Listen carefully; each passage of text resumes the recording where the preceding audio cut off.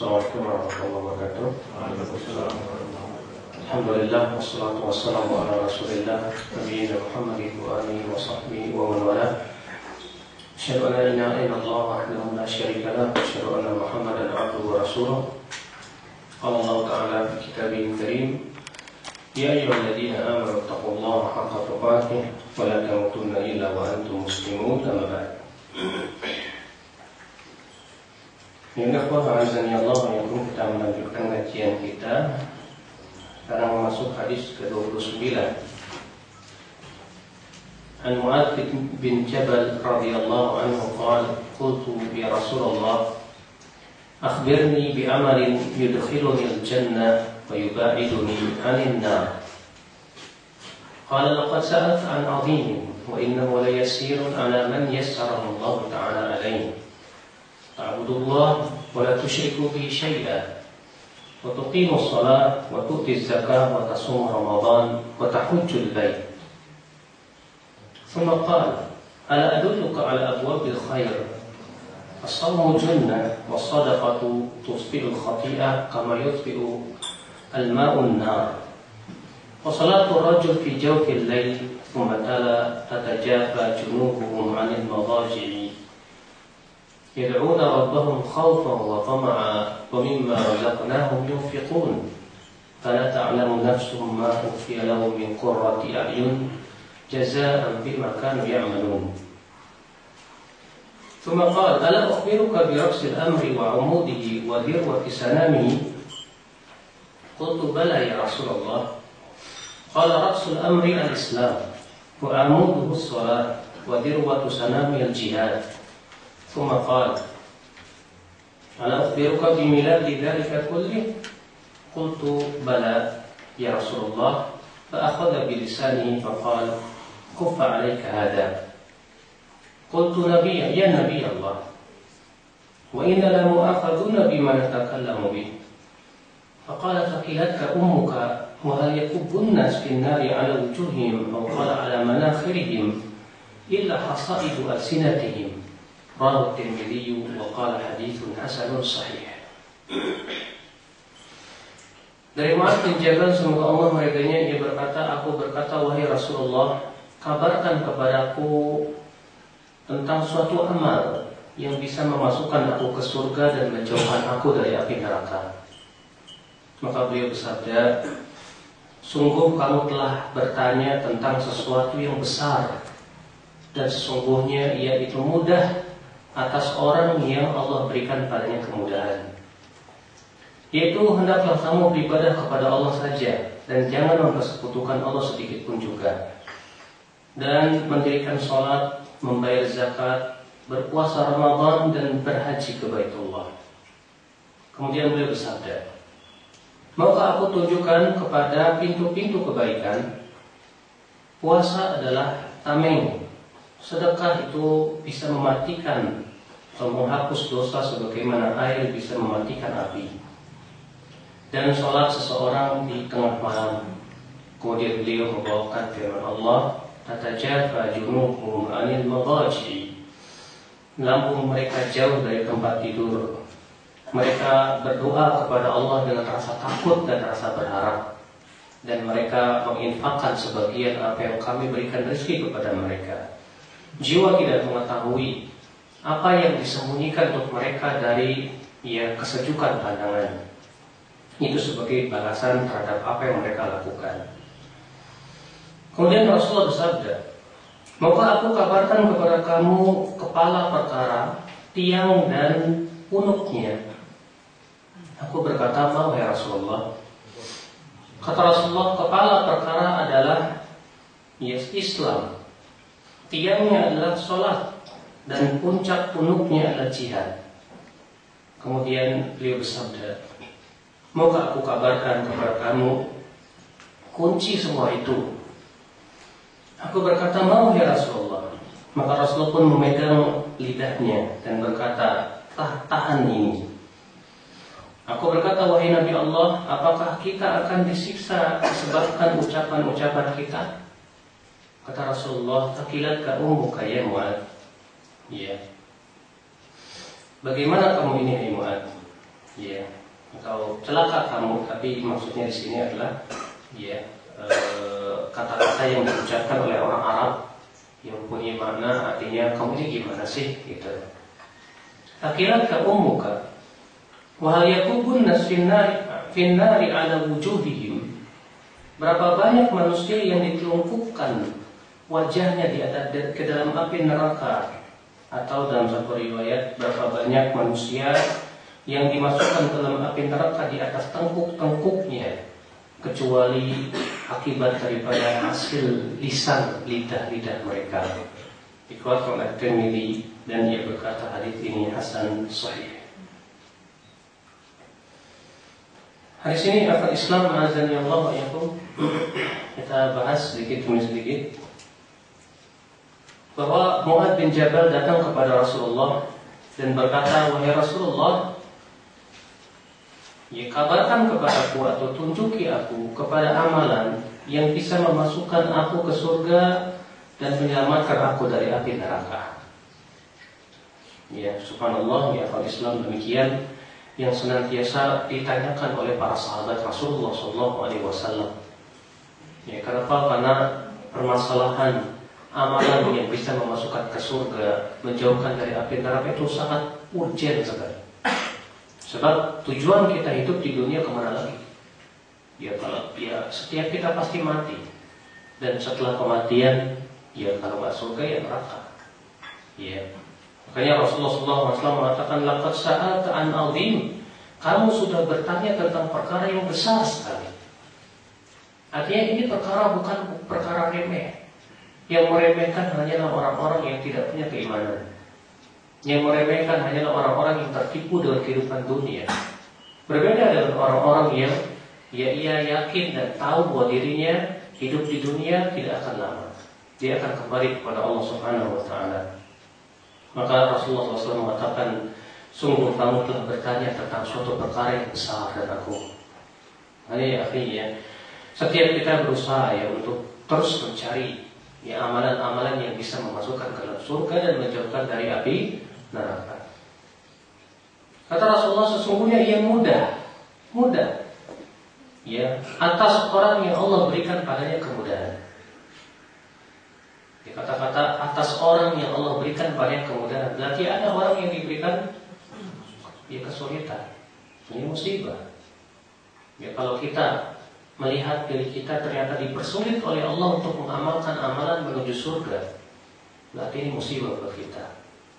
Tapi kalau kita melihat diri kita ternyata diberikan kemudahan ya untuk mengamalkan amalan-amalan yang masukkan kita ke dalam surga, alhamdulillah, pujilah kepada Allah dan mohon terus supaya diberikan istiqamah ya akal Islam ya. Wa innahu la yasirun 'ala man yassarahu Allah 'alaihi. Kemudian Rasulullah menyebutkan bahwa jalan menuju surga itu adalah rukun Islam yang 5. Ya, dan ini juga pernah ditanyakan oleh seorang Arab Badawi kepada Rasulullah dalam riwayat Muslim ya. Bahwa ada ketika itu Rasulullah sedang dikerumuni oleh para sahabat, tiba-tiba ada orang Arab Badawi menerobos terus masuk sampai ia memegang tali pelana unta Rasulullah. Kemudian ya para sahabat merasa aneh, ada apa orang ini? Malah, ada apa dengan dia? Kata Rasulullah, Arab, malah dia mau bertanya tentang suatu perkara yang penting. Rupanya orang ini bertanya, wahai Rasulullah, apa yang amalan yang bisa memasukkan saya ke surga dan menjauhkan saya dari api neraka? Maka Rasulullah SAW menjawab dengan jawaban yang sama. Ya ta'budullah wa la tusyriku bihi syai'an. Ini menunjukkan ya akhi bahwa rukun Islam itu adalah merupakan pokok seseorang untuk masuk ke dalam surga. Ya ta'budullah wa la tusyriku bihi syai'an wa la tusyriku bi syai'an wa tuqimus shalah wa tu'tiz zakat wa tasum ramadan wa tahujjul bait in istata'ta ilaihi sabila. Ya. Subhanallah ya Fadl Islam azan ya Allah ya. Dan rukun Islam yang 5 ini adalah semuanya adalah perkara-perkara yang merupakan amalan anggota badan. Ya. Yang pertama ia adalah merupakan kunci daripada kunci surga. Kemudian Rasulullah SAW bersabda kepada Mu'adz, maukah aku tunjukkan kepada engkau kepada pintu-pintu kebaikan? Subhanallah ya, ini adalah pintu kebaikan. Nanti kalau disebut pintu, Pak, artinya kebaikan ini adalah merupakan pintu untuk kebaikan yang lainnya. Artinya kalau kita melakukan pintu ini, berarti kita sudah membuka pintu kebaikan yang lainnya. Seperti halnya rumah, kalau ada pintunya, kalau kita buka, kita bisa masuk ke dalam rumah. Demikian pula, ya, amalan-amalan ini adalah pintu-pintu kebaikan. Maka siapa yang mengamalkan ini berarti terbuka untuk dia pintu-pintu kebaikan yang lainnya. Subhanallah. Kata Rasulullah, ala adulluka ala abwabil khair. Maukah aku tunjukkan kepada kamu kepada pintu-pintu kebaikan? Yang pertama, as-shaumu junnah. Puasa itu tameng. Dan puasa memang pintu kebaikan. Karena orang yang berpuasa maka dijadikan syahwatnya itu sempit. Makanya untuk melihat, ya, ketika kita berpuasa kita lebih semangat kepada kebaikan. Ketika kita berpuasa kita malas untuk berbuat sesuatu yang sifatnya maksiat. Ya, kenapa? Karena memang subhanallah dengan puasa seorang hamba itu semakin dekat kepada Allah Subhanahu wa taala. Berbeda ketika kita tidak puasa, perut kita kenyang, akhirnya syahwat kita besar, badan kita berat untuk berbuat ketaatan. Makanya benar ya, puasa itu membuka pintu-pintu yang lain kebaikan. Selalu diberikan oleh Allah Subhanahu wa taala semangat untuk berbuat kebaikan dengan puasa itu. As-shaum. Yang kedua, as-shadaqah, sedekah. Ya, sedekah itu juga pintu kebaikan. Kenapa? Karena sedekah itu artinya seseorang berusaha untuk melawan ya kepalitan jiwanya. Karena manusia ini diberikan oleh Allah tabiat cinta harta. Tapi ketika dia berhasil untuk melawan ya merasa pelitnya tersebut dan rasa cintanya kepada harta, kemudian dia berikan kepada orang lain, maka itu menunjukkan ya dia insya Allah akan diberikan kekuatan untuk melakukan yang lainnya. Makanya subhanallah, kata Rasulullah, as-sadaqah tudfi'ul khati'ah kama yudfi'ul ma'un nar. Dan sedekah bisa memadamkan kesalahan sebagaimana air bisa memadamkan api. Berarti sedekah itu pintu kebaikan. Yang ketiga, wa sholatul rajul fi jawfil lail, dan salat malam. Salat malam ini pintu kebaikan Bapak sekalian. Antum lihat orang yang senantiasa menjaga salat malamnya, itu insya Allah selalu menyeret dia kepada kebaikan demi kebaikan. Iya. Bagi ya, salat malam itu disebutkan oleh Allah dalam Al-Quran, dalam ayat sekitar 7 ayat dalam Al-Quran atau 8 ayat. Iya. Yang menunjukkan bahwa salat malam ini luar biasa keutamaannya di sisi Allah Subhanahu wa taala. Maka Rasulullah SAW kemudian membawakan firman-Nya, tatajafa junubuhum 'anil madaji'i. Junub atau lambung mereka jauh dari tempat tidur. Mereka berdoa atau menyeru Rabb-nya dengan rasa harap dan rasa takut. Ya, dan mereka menginfakkan sebagian apa yang kami rezekikan kepada mereka. Dan jiwa tidak mengetahui apa yang disediakan untuknya dari kesejukan pandangan. Artinya orang yang senantiasa salat tahajud akan diberikan oleh Allah qurratu a'yun. Apa itu kesejukan pandangan? Ya. Sebabkan atau sebagai balasan perbuatan mereka. Lalu Rasulullah bersabda, maukah aku kabarkan kepada kamu dengan kepala perkara, tiang dan ya, puncak punuknya? Aku berkata, mau ya Rasulullah. Rasulullah bersabda, kepala perkara itu Islam. Kenapa Islam disebut kepala perkara? Bapak ya, kalau manusia tanpa kepala, saya yakin dia tidak bisa hidup. Kepala itu simbol kehidupan. Ya, makanya kalau ada foto kepala doang tetap tidak boleh oleh para ulama. Tapi kalau badan tanpa kepala boleh kata para ulama. Kenapa? Karena kepala itu adalah merupakan simbol kehidupan. Maka Islam ya adalah merupakan kepala dan simbol ya seseorang akan bisa masuk ke dalam surga. Tanpa Islam percumalah ia beramal. Tanpa Islam, percumalah ia berbuat kebaikan, tidak akan diterima oleh Allah Subhanahu wa taala. Karena memang Islam itu adalah merupakan syahadat la ilaha illallah Muhammad Rasulullah. Wa amudu sholat, dan tiangnya adalah sholat. Hadis ini dijadikan oleh para ulama yang mengatakan bahwa orang yang meninggalkan sholat sama sekali kafir, murtad dari agama Islam. Kenapa? Karena Rasulullah mengatakan bahwa sholat itu tiang. Sedangkan kalau sebuah rumah atau bangunan yang tiangnya semuanya roboh, saya yakin roboh semuanya.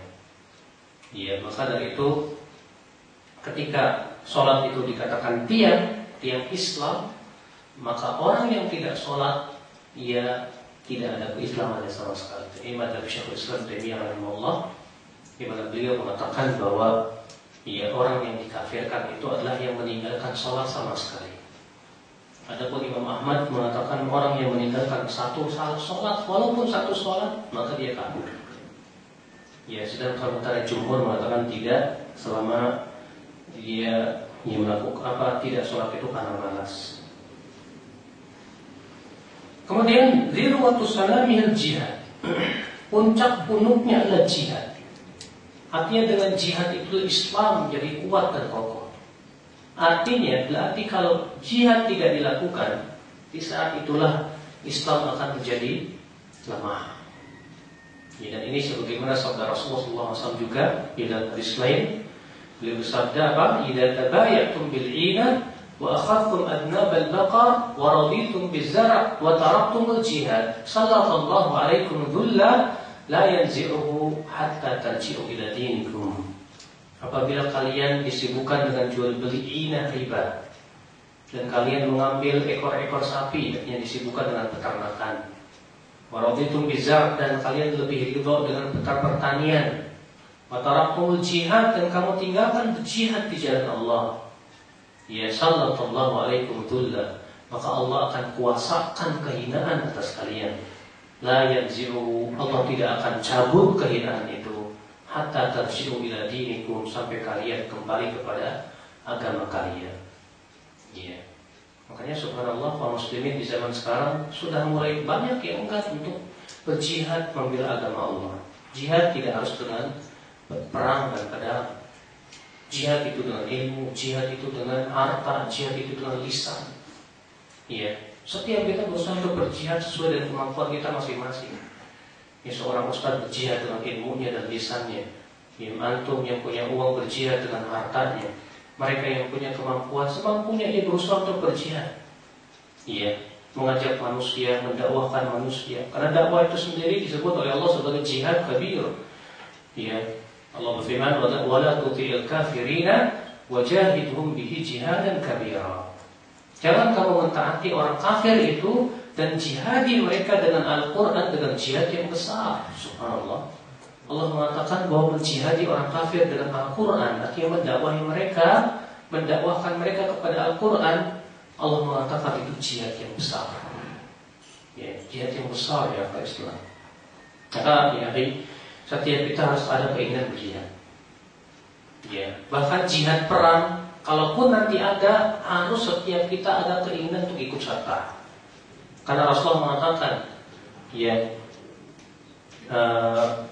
man lam yaghzu wa lam yuhaddits, ya, bil ghazwi mata syu'batin minan nifaq. Siapa yang tidak ikut berperang atau tidak pernah ada niat untuk ikut perang di jalan Allah, maka ia mati dalam keadaan di atas salah satu cabang kemunafikan.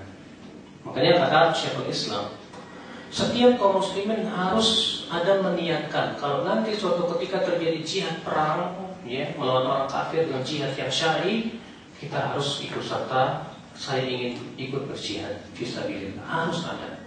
Sebab kalau sudah tidak ada keinginan sama sekali, berarti kita mati di atas salah satu cabang kemunafikan. Adapun di zaman sekarang ya, di Indonesia terutama, tidak ada jihad perang. Yang ada adalah jihad dengan apa? Lisan, dengan ilmu, dengan hujjah, dengan bayan. Dan itu yang didahulukan, sebagaimana dikatakan oleh Syekhul Islam yang kedua itu Ibnu Qayyim, al-jihadu bil hujjati wal burhan muqaddamun al-jihadi bis sayfi was sinan. berjihad dengan hujah dan lisan dan keterangan, ya dengan ilmu maksudnya, lebih didahulukan daripada berjihad dengan pedang dan panah. Ya. Nah, setidaknya kita menjihadi diri kita sendiri. Ya, karena menjihadi diri sendiri itu adalah merupakan jihad yang tak akan pernah berhenti sampai akhir hayatnya. Kata Rasulullah, wa dirwatu sanamihil jihad, dan puncak punuknya adalah berjihad fi sabilillah. Di mana jihad ya dibagi oleh para ulama menjadi dua macam. Jihad perang, ya, jihad perang melawan orang kafir itu ada dua macam. Yang pertama disebut dengan jihad talabi, jihad ekspansi. Maka ini disyaratkan harus ada daulah Islam dan khalifah. Ya, di atas, di bawah satu bendera daulah Islam, sebagaimana dahulu di zaman Khulafaur Rasyidin dan setelahnya. Yang kedua disebut dengan jihad difa'i. Apa itu jihad membela diri? Kapan? Ketika negeri Islam diserang oleh kaum kufar. Maka yang seperti ini tidak disyaratkan harus ada daulah, tidak disyaratkan harus di bawah bendera imam. Di mana ya kapan saja ketika negeri Islam diserang oleh kaum kufar, maka kaum muslimin yang ada di negeri itu wajib untuk bangkit membela. Ya, berjihad di jalan Allah Subhanahu wa taala. Ya, ini disebut dengan jihad difa'i. Dan di zaman ini kata para ulama adanya cuma jihad difa'i. Adapun jihad yang pertama tidak ada. Kenapa? Karena tidak memenuhi syarat-syaratnya. Yang ada sekarang itu ya seperti itu, membela diri, seperti di Palestina, seperti di Afghanistan dulu. Ya, nah, itu adalah merupakan jihad difa'i, yaitu membela diri. Akhal Islam, azani Allah wa yakum. Kemudian Rasulullah bersabda, "Ala ukhbiruka bimilaki dzalika kulli?" Maukah aku tunjukkan kepada kamu tentang kunci semua itu? Masya Allah. Setelah Rasulullah menyebutkan tentang apa? Amalan yang memasukkan surga dan mencegah dari api neraka.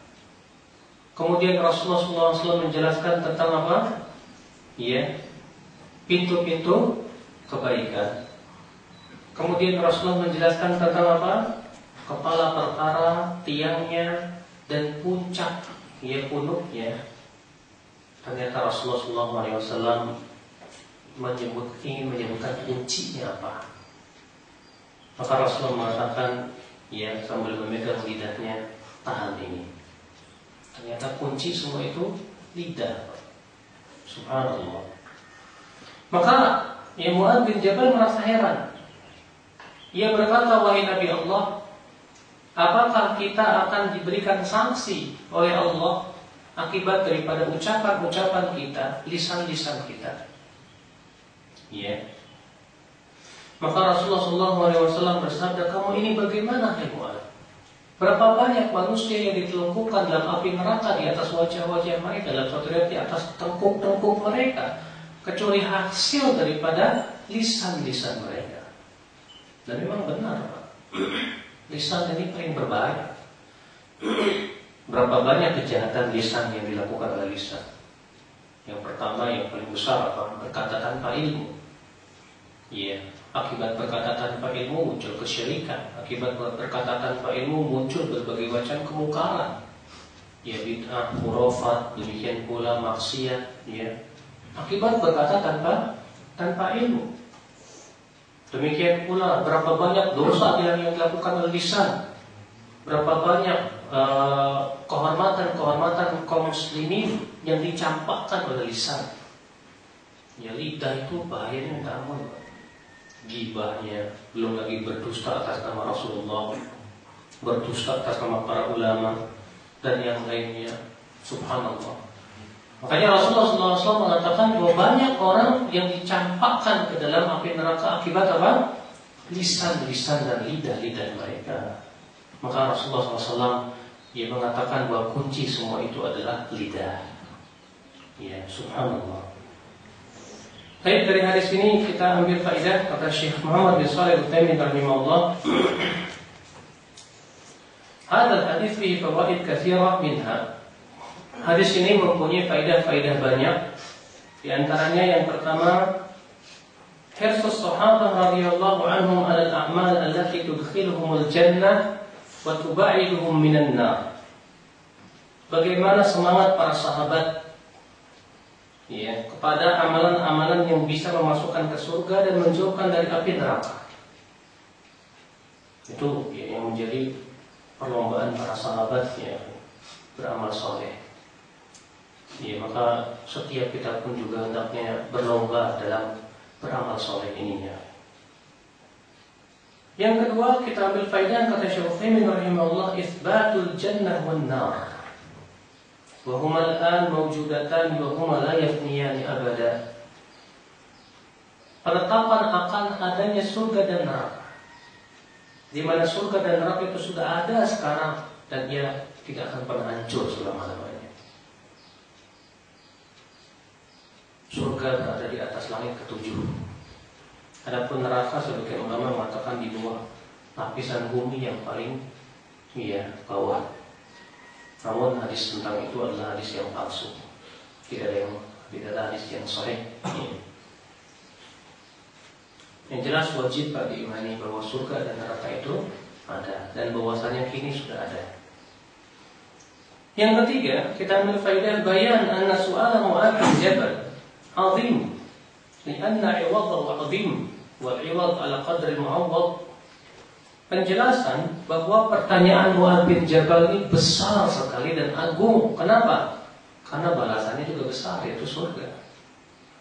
Ya, surga itu sesuatu yang agung sekali. Maka pertanyaan tentang itu pun pasti agung dan besar. Ya. Kemudian faedah yang keempat yang bisa kita petik dari hadis ini, anna awwala syai'in wa a'zamahu tauhidullah azza wa jalla wal ikhlasu lillah. Bahwa yang paling pertama kali, perkara yang paling agung itu adalah mentauhidkan Allah dan mengikhlaskan ibadah hanya kepada Allah.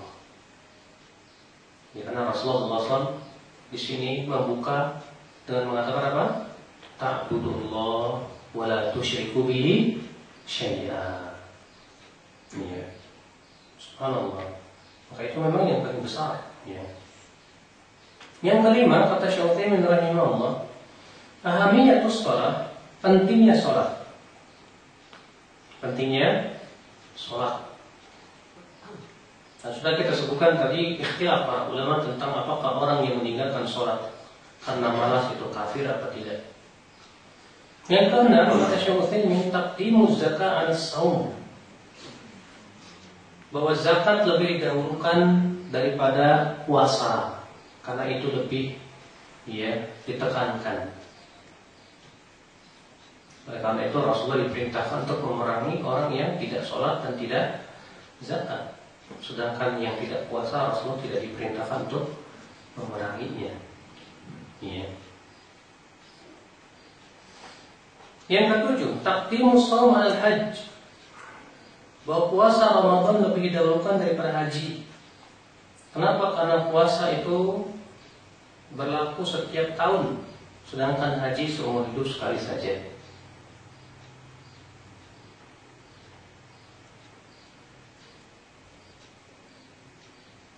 Hadis ini juga kata Syekh Utsaimin rahimahullah menunjukkan anna lil khairi abwaban wa hadhil abwab laha madakhil. Bahwa kebaikan itu ada pintu-pintunya. Dan setiap pintu itu adalah pintu masuk menuju kebaikan yang lainnya. Dan ternyata dari 60 lebih cabang iman, kebaikan, pintunya cuma 3. Jadi dari seluruh kebaikan yang banyak itu, yang jumlahnya 60 lebih, bahkan mungkin 70 lebih, ya ternyata pintunya cuma 3. Apa itu? Puasa, sedekah, dan sholat malam. Kalau kita bisa memegang 3 kunci ini, berarti semua kebaikan bisa kita raih insyaallah biidznillah. Iya. Baik, kita lanjutkan ke hadis 30.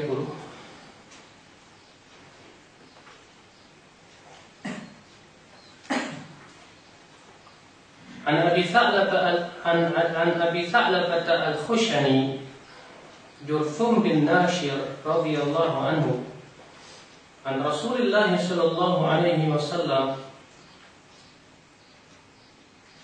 إن الله فرض فرائض فلا تضيعوها وحد حدودا فلا تعتدوها وحرم أشياء فلا تنتهكوها وسكت عن أشياء رحمة لكم غير نسيان فلا تبحثوا عنها حديث حسن رواه الدارقطني وغيره. Dari Abu Tha'labah Al-Khushani Jurthum bin Nashir, semoga Allah meridainya, dari Rasulullah SAW bersabda, sesungguhnya Allah telah mewajibkan kewajiban-kewajiban, maka jangan kalian menyia-nyiakannya. Dan Allah pun sudah memberikan batasan-batasan, jangan kalian melampauinya. Dan Allah telah mengharamkan perkara-perkara, jangan kalian melanggarnya. Dan Allah diam dari perkara-perkara lainnya sebagai rahmat untuk kalian, bukan berarti Allah lupa. Maka jangan mencari-carinya. Ya, hadis ini Hasan dikeluarkan Daraqutni, namun Syekh Albani mengatakan hadis ini lemah. Hadis ini ya dhaif. Ya, ini termasuk salah satu hadis dari dua hadis dari Arba'in Nawawiyah yang dinyatakan dhaif ya oleh para ulama. Akan tetapi secara makna memang benar sih. Walaupun hadis ini lemah, tapi maknanya apa? Benar. Iya. Karena hadis ini lemah, kita loncat aja langsung.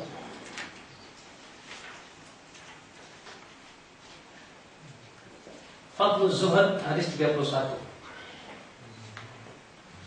An Abil Abbas Sahal bin Sa'ad al-As-Sa'idi qala ja'a rajulun ila Nabi sallallahu alaihi wasallam faqala ya Rasulullah dullani ala amalin idza amiltu ahabbani Allah wa ahabbani an-nas faqala izhad fi dunya yuhibbuka Allah wazhad fi ma 'inda an-nas yuhibbuka an-nas. Hadithun hasan rawahu Ibnu Majah wa ghairuhu bi asanid hasanah. Dari Abu Abbas Sahal bin Sa'ad As-Sa'idi, semoga Allah meridainya, ia berkata bahwa ada seorang laki-laki datang kepada Nabi SAW dan berkata, wahai Rasulullah, tunjukkan aku kepada amal. Apabila aku amalkan, Allah akan mencintai aku dan manusia akan mencintai aku. Maka Rasulullah bersabda, zuhudlah di dunia, niscaya Allah akan mencintai kamu. Dan zuhudlah pada apa yang dimiliki oleh manusia, niscaya manusia akan mencintai kamu. Hadis ini hasan dikeluarkan Ibnu Majah dan hadis ini disahihkan Syekh Albani rahimahullah. Hadis ini menunjukkan keutamaan zuhud. Iya. Apa itu zuhud? Zuhud, ya akhi, azani Allah wa yakum. Para ulama berbeda-beda pendapat di dalam mengungkapkannya, walaupun sebetulnya maknanya satu. Ya. Di antara ulama ada yang mengatakan seperti Imam Nawawi, zuhud tarku ma la yuhtaju ilaihi minad dunya wa in kana halalan. Zuhud artinya meninggalkan apa-apa yang tidak dibutuhkan dari kehidupan dunia ini, yang kita nggak butuh, dalam kita tinggalkan aja, walaupun itu halal. Ya.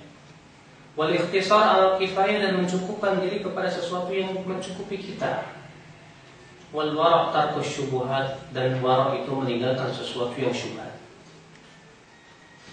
Ya. Berarti kita ketika zuhud dalam kehidupan dunia, artinya kita cukupkan dengan yang kita butuhkan saja. Ya, seperti halnya ludah. Antum ya terhadap ludah itu butuh. Tapi kalau antum meludah, antum gak bakal ingat terus ludah antum ketinggalan di sono. Demikian pula dalam kehidupan dunia, kita butuh kepada ya dunia, tapi kita jadikan dunia itu seperti ludah. Kita tidak simpan dunia itu di hati kita, tapi kita simpan dunia itu di tangan kita ya. Ya. Maka itu zuhud. Makanya ya akhirnya zuhud itu kata para ulama tidak bertabrakan dengan kekayaan. Buktinya Nabi Sulaiman orang terkaya, tapi beliau orang yang paling zuhud. Kenapa? Ya, kekayaan itu tidak disimpan di hatinya. Justru kekayaan itu dia gunakan untuk apa? Ya, berinfak di jalan Allah Subhanahu wa taala. Lihat para sahabat seperti Utsman bin Affan, orang-orang kaya raya itu. Mereka orang-orang kaya, tapi mereka orang-orang zuhud. Ya, sehingga mereka sangat mudah sekali berinfak di jalan Allah Subhanahu wa taala. Makanya subhanallah ya akhi azan ya Allah. Jadi zuhud di dunia itu artinya kita ya mencukupkan diri dengan sesuatu yang cukup saja di dunia ini. Adapun yang sesuatu yang kita tidak butuhkan maka kita tinggalkan. Iya. Itu yang dikatakan oleh Imam An-Nawawi rahimahullah. Sementara Al-Hasan Al-Basri memberikan definisi zuhud adalah yaitu kita lebih percaya kepada apa yang ada di sisi Allah daripada kepada apa yang di sisi manusia. Kita lebih yakin dan percaya kepada apa yang ada di sisi Allah daripada apa yang ada di sisi manusia. Dan kita lebih mengharapkan pahala dari musibah yang menimpa kita. Iya. Itu disebut zuhud kata Imam Al-Hasan Al-Basri.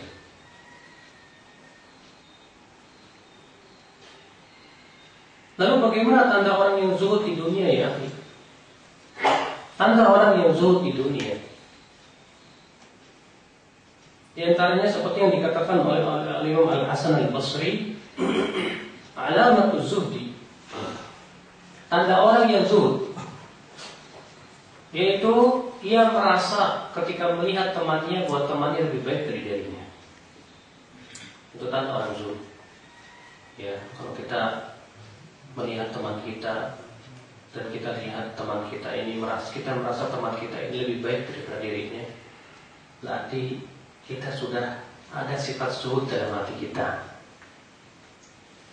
Tanda yang kedua, sebagian ulama mengatakan bahwa orang yang zuhud itu orang yang qasrut tamanni,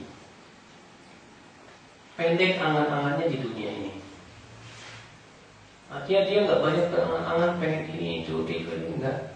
Yang dia harapkan adalah surga, amal soleh, keriduan Allah. Ya.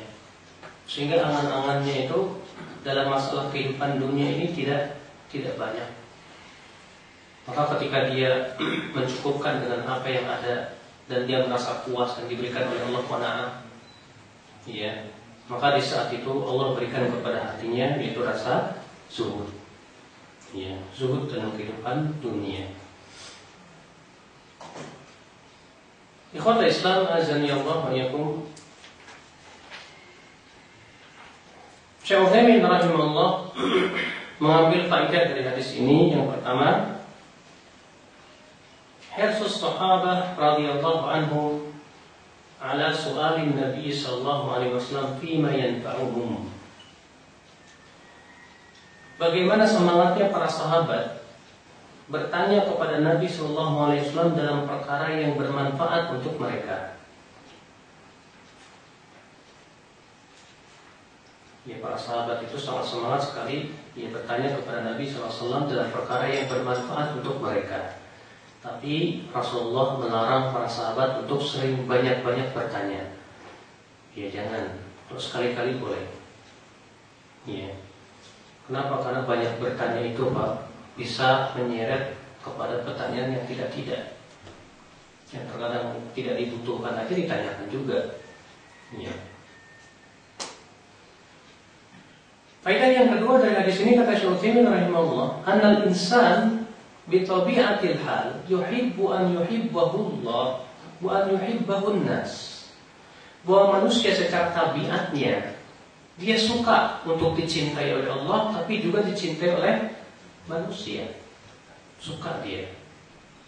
Karena manusia ya makhluk sosial Pak. dia suka, orang lain suka kepada dia. Tapi Pak, kita mengharapkan cinta seluruh manusia nggak mungkin, mustahil. Makanya kata para ulama seperti Ibnu Qayyim, ya, ridwan nas ghayatun la tudrak. Mencari keridhaan manusia itu adalah tujuan yang tidak mungkin kita bisa capai. Kenapa demikian? Karena manusia itu, ya, subhanallah, kepentingannya berbeda-beda.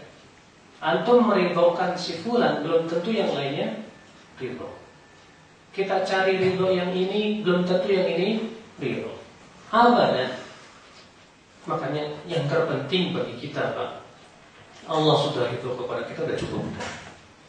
Manusia mau ridho, nggak ridho, terserah mereka. Kalau Allah ridho kepada kita, Allah mampu untuk menjadikan manusia ridho kepada kita. Ya, subhanallah. Faedah yang ketiga, anna min zuhd man zahada fid dunya ahabbahu Allah. Bahwa orang yang zuhud di dunia, Allah akan mencintainya. Lianna zuhda fid dunya yastalzimu ar-raghbah fil akhirah. Karena zuhud dalam kehidupan dunia itu berkonsekuensi semangat mencari kehidupan akhirat.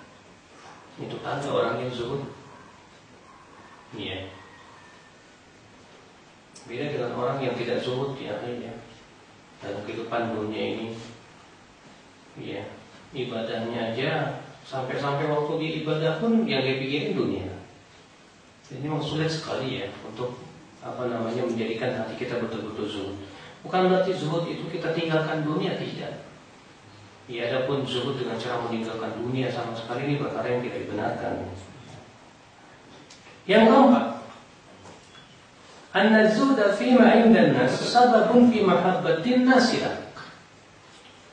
Bahwa zuhud terhadap apa yang dimiliki oleh manusia itu sebab orang-orang akan cinta kepada kita. Dan itu sifat manusia, Pak. Manusia itu kalau ada orang yang seakan-akan minta datang lagi buat minta, ini orang kok minta terus sih, pasti Bapak sekalian kesal sama dia. Bapak tidak suka sama orang yang selalu mengharap-harapkan apa yang kita miliki. Iya. Dan Bapak pasti akan suka kepada orang yang dia sama sekali tidak mengharapkan. Dia tak pernah mengharapkan bantuan dari kita.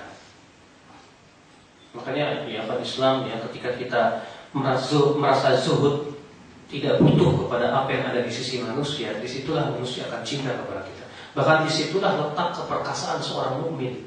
Sebagaimana sabda Rasulullah, inna syarafal mu'min qiyamu bil lail wa izzahu istighna'uhu 'anil nas. Sesungguhnya kemuliaan seorang mukmin terletak pada salat malamnya, dan keperkasaannya, kemuliaannya ya ketika ia tidak butuh kepada manusia. Ya, ia tidak butuh kepada apa yang di sisi manusia. Itu menunjukkan keqanaa'annya. Ya. Hadis ini juga kita ambil faedah, inna tama' fid dunya wa ta'alluq biha sababun li bughdillahi lil 'abdi. Bahwa tamak terhadap kehidupan dunia itu adalah sebab kemurkaan Allah kepada hamba. Sebagaimana tamak kepada apa yang dimiliki oleh manusia, itu juga sebab manusia benci kepada kita. Iya. Maka dari itu ya, kita janganlah mempunyai sifat tamak dalam kehidupan dunia ini. Ya. Karena buat apalah kita memperbanyak dunia kalau ternyata akhirnya kita tinggalkan juga buat ahli waris. Bukan berarti kita tidak boleh mencari dunia, silakan. Allah menyuruh kita untuk mencari dunia. Adapun kemudian kita tamak, akhirnya menghalalkan segala cara, tidak peduli apakah halal apa haram, maka ini jelas dia sesuatu yang dimurkai oleh Allah Subhanahu wa taala. Baik, saya kira cukup sampai di sini. Mudah-mudahan yang saya sampaikan bermanfaat. Silakan, ada yang bertanya?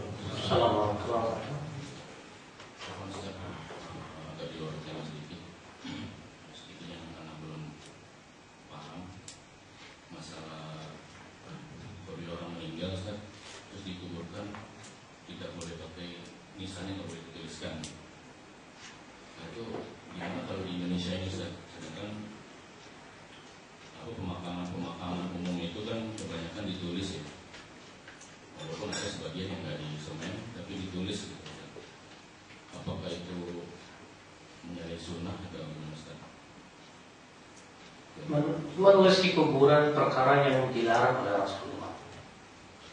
Dalam riwayat Tirmidzi bahwa Rasulullah SAW ya, an yujassas al-qabr wa an yuq'ada alaih wa an ya yubna alaih wa an yuktab alaih, dalam riwayat begitu. Rasulullah SAW melarang untuk menplester kuburan, untuk kuburan diduduki, untuk membangun bangunan di atas kuburan, dan untuk ditulisi.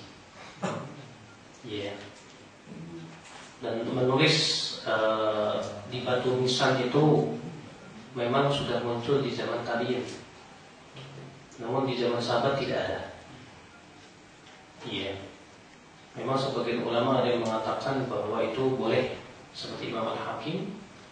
Ya, beliau mengatakan bahwa ini adalah adat yang sudah muncul dari zaman tabi'in. Namun kemudian diberikan komentar oleh Imam Ad-Dhahabi bahwa di zaman sahabat tidak ada. Kalau itu baik, tentu mereka lebih mendahulunya. Maka di zaman Rasulullah SAW ya, juga menulisi batu nisan tidak dilakukan. Bahkan dalam satu riwayat tadi yang saya sebutkan ya, bahwa Rasulullah SAW melarang untuk menulis ya di kuburan. Jadi gimana? Ya, yang dilakukan oleh kaum muslimin yang banyak seperti itu bukan dalil. Dalil itu yang berasal dari Allah dan Rasulnya. Ya, Allah.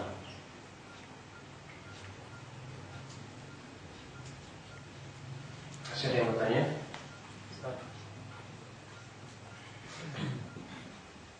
Pertama, bolehkah kita menggunakan lafaz yang tadi?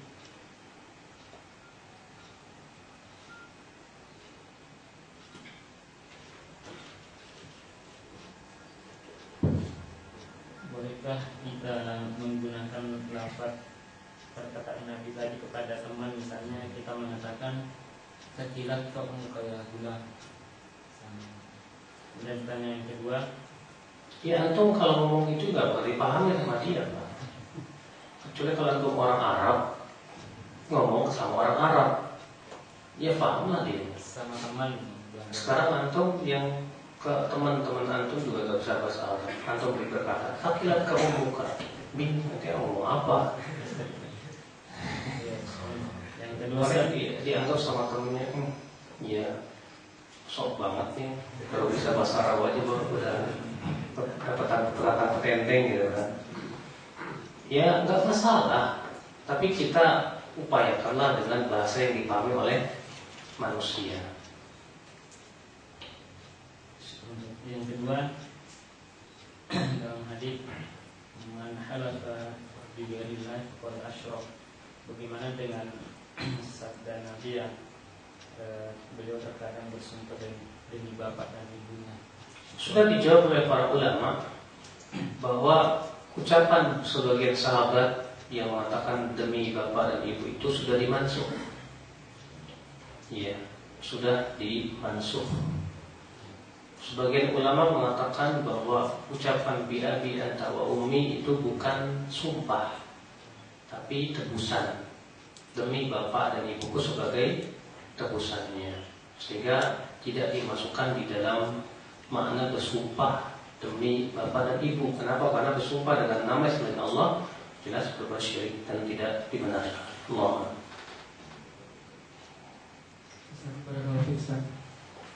Tadi menanya mengenai salat malam tadi saya.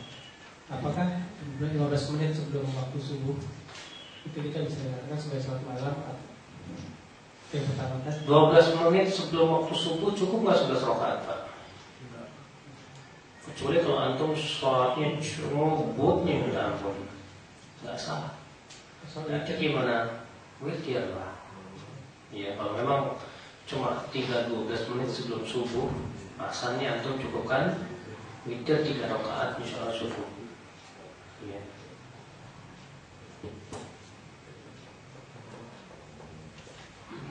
Masih ada yang bertanya, Pak? Assalamualaikum Ustaz. Tadi dari Al-Hasan Al-Basri, salah satu tanda-tanda zuhud, pendek angan-angannya di dunia. Bukan dari Hasan al-Basri, dari sebagian ulama. Nah, bagaimana dengan kita para warga yang bekerja maupun berusaha? Kita selalu kadang-kadang wah ingin mengembangkan usaha atau ingin mencapai posisi yang lebih tinggi, atau itu termasuk angan-angannya kepanjangan. Kalau itu untuk kemaslahatan ya agama kita dan untuk kemaslahatan sesuatu yang sifatnya bisa membantu menuju kehidupan akhirat, insya Allah tidak termasuk. Ya, sebab kata Rasulullah SAW dalam suatu hadis, ya kata beliau bersabda,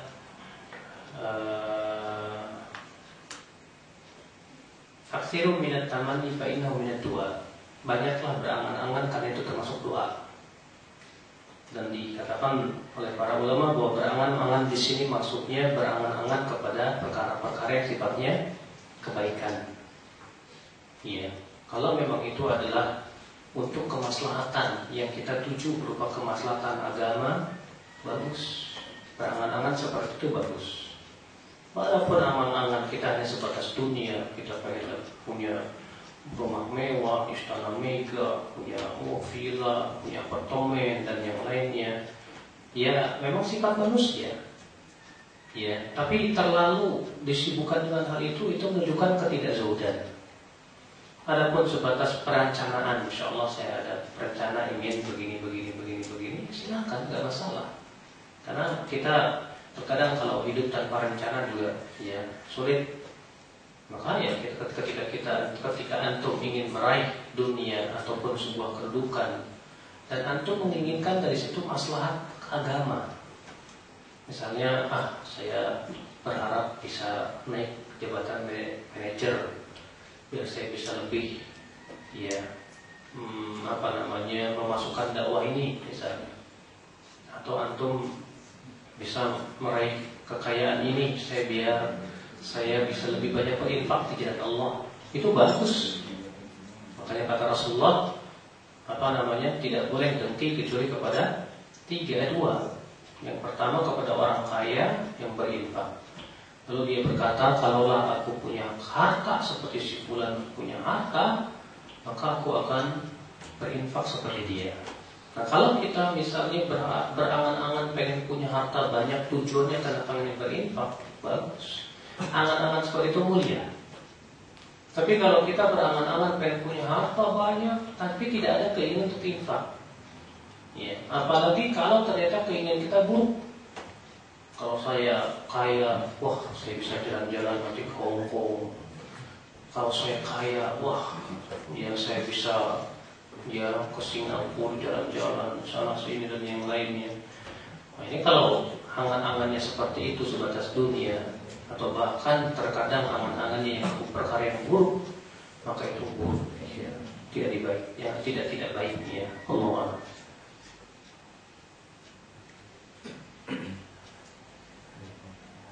Saya mau tanya. Assalamualaikum warahmatullahi wabarakatuh.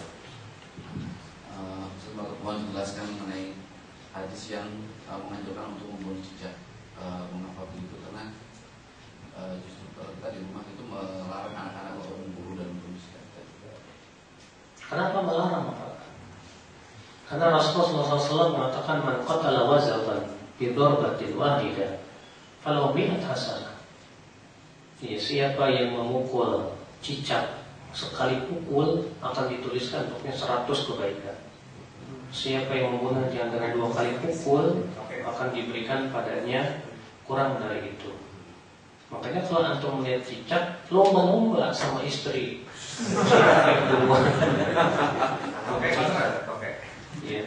Oke, juga sama dengan cicak.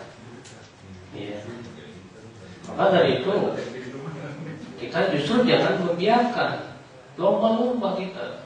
Saya lihat sendiri dulu waktu Masyaikh Yordan di Indonesia, pas melihat cicak, lomba-lomba mereka. Ya. Lomba-lomba mereka. Siapa yang duluan memburu cicak, kepalanya besar. Kalau kita udah biasa cicak banyak. Ya, bahkan cicaknya ngeledekin kita. Kenapa mungkin ada sebabnya? Tentang masalah hikmahnya saya tidak tahu. Yang jelas ada hadis yang menyebutkan dahulu kata Rasulullah cicak itu termasuk yang meniup-niup api Ibrahim di atas besar. Mungkin Bapak berkata, loh itu kan nenek moyangnya apa salah?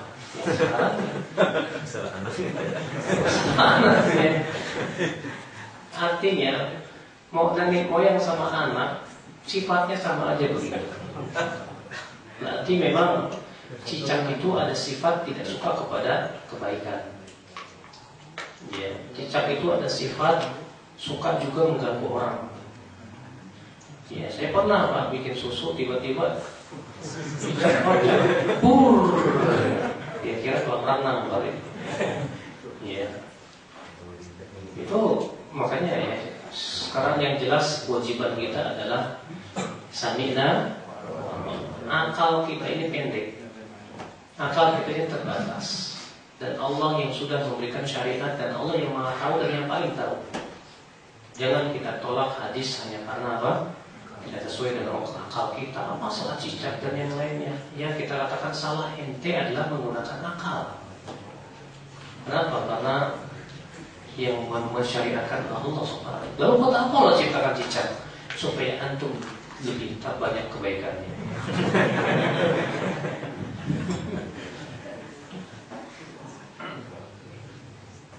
Iya. Sudah yang tanya? Kalau tidak ada, kita tutup sampai di sini. Subhanallah wa bihamdihi, asyhadu an la ilaha illa anta, astaghfiruka wa atubu ilaik. Assalamualaikum warahmatullahi wabarakatuh.